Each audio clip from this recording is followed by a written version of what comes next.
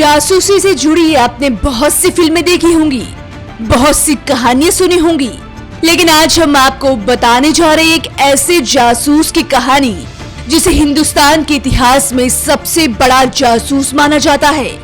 बड़े से बड़े जासूस भी उसे अपना गुरु मानते हैं, जिसे नाम दिया गया था ब्लैक टाइगर। वो ब्लैक टाइगर जिसने अकेले ही पूरे पाकिस्तान को हिलाकर रख दिया था, जिससे सेना के 20,000 जवानों की जिंदगी बचाई और वक्त पड़ने पर अपनी जिंदगी वतन के नाम कुर्बान कर दी।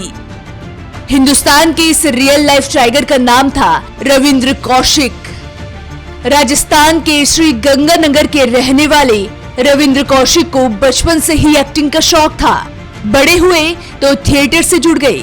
इसी सिलसिले में एक बार लखनऊ पहुंचे, जहां रॉ के कुछ अधिकारियों की नजर उन पर पड़ी और एक अधिकारी ने उन्हें रॉ में काम का ऑफर दे दिया। बस यही से शुरू हो गया एक जाबाज का सफर, जो आगे इतिहास में दर्ज होने वाला था। दिल्ली में रविंद्र की ट्रेनिंग हुई और उन्हें उर्दू भाषा और मुस्लिम तौर तरीके सिखाए गए। रविंद्र का पहला ही मिशन काफी मुश्किल था। उन्हें एक रेसिडेंट एजेंट के तौर पर पाकिस्तान भेजा गया था, जहां से उन्हें कुछ सुराग हासिल करने थे। रविंद्र ने इस मिशन को बेहद कामयाबी से अंजाम दिया। 1975 में उन्हें एक बेहद अहम मिशन पर फिर से पाकिस्तान भेजा गया।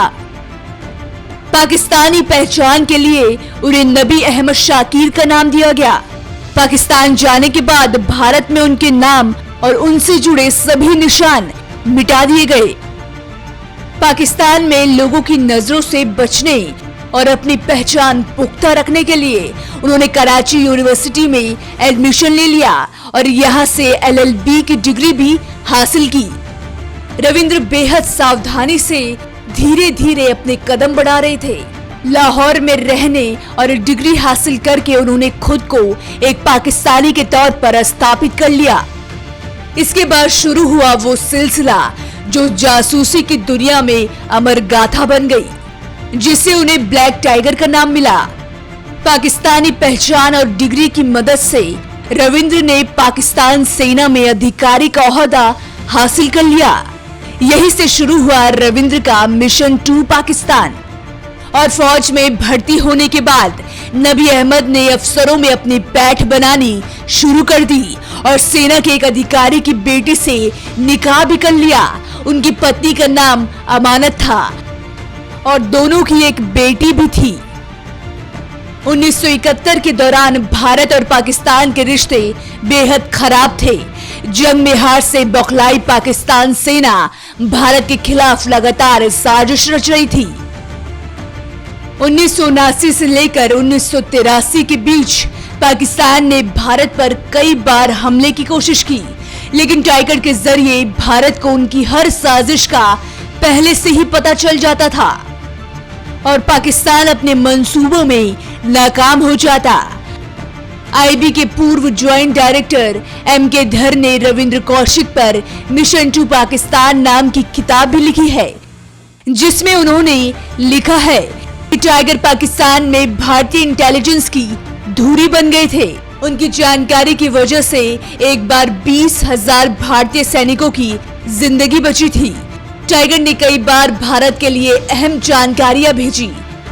कहते हैं कि तत्कालीन प्रधानमंत्री इंदिरा गांधी भी रविंद्र के कारनामों से काफी प्रभावित थी और उन्होंने ही उन्हें ब्लैक टाइगर का नाम दिया था। पाकिस्तान साजिश पर साजिश रच रहा था और टाइगर उनकी हर कोशिश को नाकाम बना रहा था। टाइगर भारत के लिए एक बड़ी ताकत बन चुके थे। पाकिस्तानी सेना हैरान थी कि उनके प्लान के बारे में भारत को कैसे पता चल जाता है, लेकिन कोई नहीं जानता कि उनकी सेना में मौजूद मेजर नबी अहमद ही भारत का जासूस है। लेकिन टाइगर के एक साथी की गलती की वजह से उनकी सच्चाई पाकिस्तान को पता चल गई। खबरों के मुताबिक रॉ ने 1983 में इनायत नाम के एक और एजेंट को पाकिस्तान भेजा था। इनायत को पाकिस्तान सेना ने पकड़ लिया और काफी टॉर्चर किया, जिससे टूटकर उसने बता दिया कि नबी अहमद भारत के एजेंट है। रविंद्र की सच्चाई का पता चलने से पाकिस्तान में हड़कंप मच गया। कोई यकीन भी नहीं कर पा रहा था कि भारत का एक जासूस उनकी सेना में इतने वक्त से काम कर रहा है। बहरहाल पाक सेना ने रविंद्र को गिरफ्तार कर लिया। उन पर देशद्रोह और जासूसी का मुकदमा चलाया गया। बताया जाता है कि रविंद्र कौशिक को पाकिस्तान सेना के सियालकोट सेंटर में रखा गया, जहां राज उगलवाने के लिए उन्हें काफी टॉर्चर किया गया। लेकिन जैसा नाम था, टाइगर को कोई नहीं तोड़ पाया। रविंद्र ने अपनी जुबान से एक भी शब्द पाकिस्तान को नहीं बताया। रविंद्र से कोई जानकारी ना मिलने पर 1985 में उन्हें मियावाली जेल में भेज दिया गया और अपनी मौत तक रविंद्र कौशिक इसी जेल में रहे। पाकिस्तानियों का जुल्म और सितम रविंद्र की हिम्मत तो नहीं तोड़ पाई, लेकिन उनकी सेहत जरूर गिरती गई। जेल में कई बीमारियां हो गई, जिससे 2011 में हिंदुस्तान के इस टाइगर की मौत हो गई और इस तरह भारत का ये सपूत फर्ज की राह पर कुर्बान हो गया। रविंद्र कौशिक हिंदुस्तान में हमेशा एक हीरो की तरह याद किए जाते हैं। इनकी जिंदगी पर कई फिल्में भी बन चुकी हैं। कुछ वक्त पहले आई जॉन अब्राहम की फिल्म रोमियो अकबर वॉल्टर भी रविंद्र की कहानी पर ही बनी थी। सलमान खान की एक था टाइगर और टाइगर जिंदा है सीरीज में टाइगर का नाम रविंद्र से ही इंस्पायर होकर रखा गया था।